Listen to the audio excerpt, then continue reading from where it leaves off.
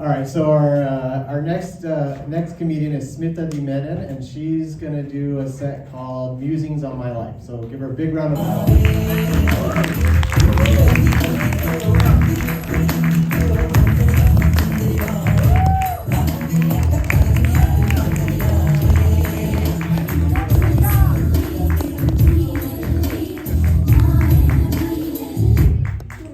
Too much light. Can we just reduce that so that I can see the people around? We can't hear you. Is there anybody who can just put the light on the audience so that I can see them a little bit? Thank you. Thank you, Srimath, and good evening to all of you. I know it's been a long evening. Well, for me, dreams have turned into reality. It takes a little while, like how today's evening is, and then finally it's there. So it's from darkness to total light. That's how my life has been. I first started backstage here, very place and very many places like this, where I would haul furniture, clean this very floor, decked up people for their shows, put on makeup, and finally the day is here. I'm on stage. So dreams do come into reality, guys. Keep that up. I moved from India to Des Moines, Iowa in my late 30s. What a transition. From the tropical savanna weather of Bengaluru, I moved to Iowa. So 80 degrees to minus 25. My life also went rocketing like that. Everything was white, people white, snow white, all bleached. And people don't understand your accent. I'm here telling them, trying to introduce myself and telling them, hey, this is me, Smitha. And they're like, what? What? So I decided to use my nickname. And India, we have a lot of nicknames like Puppy, Dinky, Chubby, Laddu. Mine was Cuckoo. It is Cuckoo's turn. So I tell them, hey, I'm Cuckoo. And they're like, what? You're Cuckoo? Yes, I am Cuckoo. And it's much later I make this inference that Cuckoo means somebody who's got wild and crazy ideas. Of course, yes, I am wild and crazy. Why would I make that move from India to Des Moines in my late 30s? Anyhow, growing up in India, my school years, during my high school years, my grades started staggering. There were too many distractions, boys around. My parents were always very stressed. And one day my mom comes up and tells me, hey, the neighbor, your classmate, she's been getting up every day at 4:30 for the last 3 weeks. And I was like, Mom, really? You got a bank job, you'll be there by 8:30 and you're waiting to see if the neighbor gets up? What the hell is that? And she's like, what do? You just wake up on time, just in time, get your books ready, and go to school. I told my mom, I believe in living in the present. Isn't that what your great gurus teach you? Live in the present. Right, guys?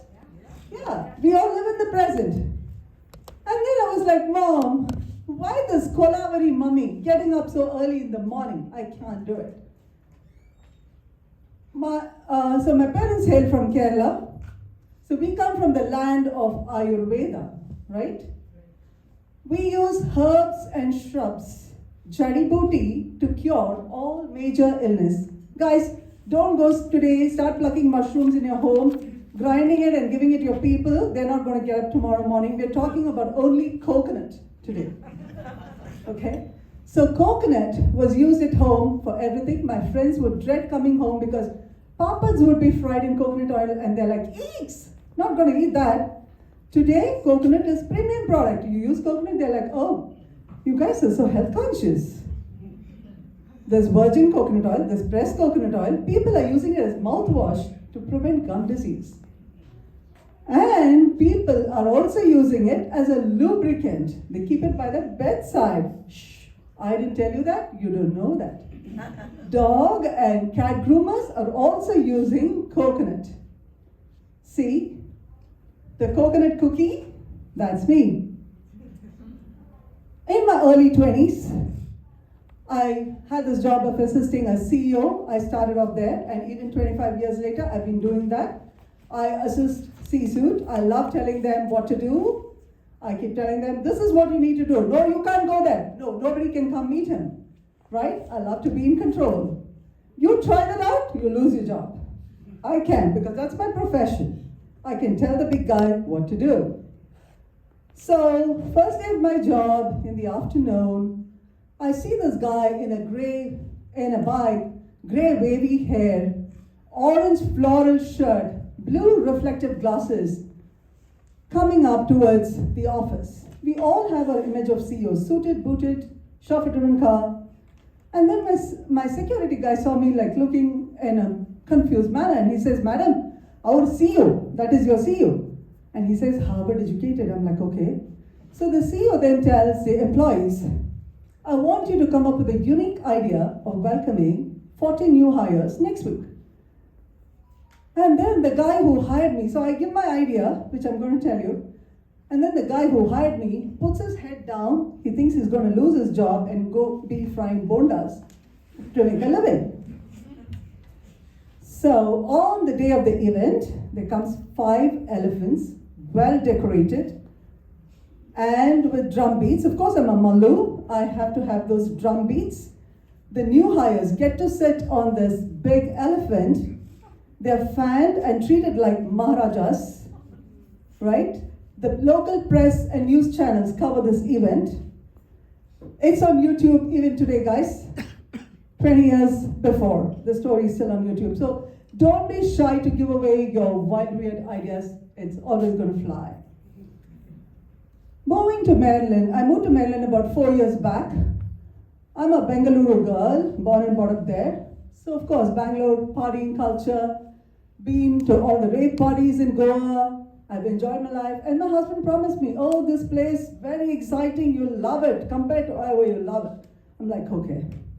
I come here, we attend the first few parties, people lovingly call you to their homes, shove you in their basements, and then they screech and sing Lata and Rafi songs. Well, everybody's a professional singer here, guys.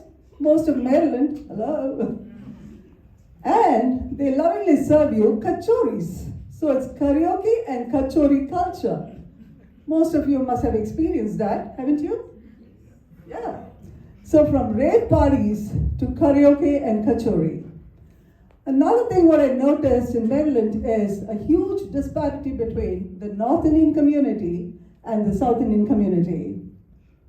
I'm not picking at anybody, but just an observation. The entire of South India is Madrasi. Really? There are 4 different states, pal.